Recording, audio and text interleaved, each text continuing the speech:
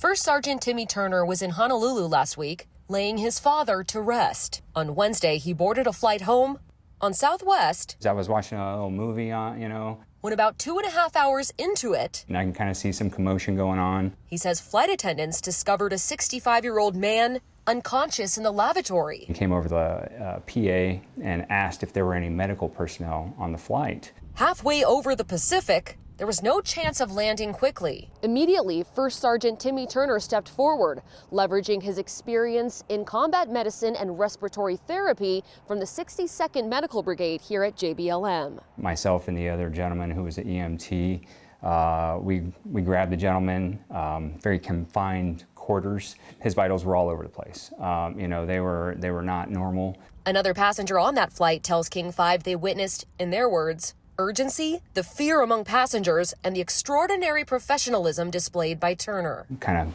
of vomited a little bit. Turner had crew give him an AED, an oxygen tank, and an IV. We put him on his side initially. And he says he wasn't sure what the man was suffering from. He's still unconscious, still not responding to anything that we're doing. Does he have a pulse at this point? He has a very faint pulse. He monitored the man's vitals for 3 hours while the pilot could get them to the closest available airport, Oakland. He was still alive. Witnesses say Turner and a nurse braced themselves over the man like a human seatbelt, protecting him through landing as he laid on the cabin floor. They were able to get us direct into a gate where EMS was able to board the aircraft very quickly. A passenger tells King 5 they believe without Turner, that man may not have survived. As for Turner, I picture myself, back in my younger days when, I was a combat medic in the back of a, 113. He says it was a reminder of the value of his years of service. If anything, it just kind of boosted my confidence a little bit more that, at the end of the day,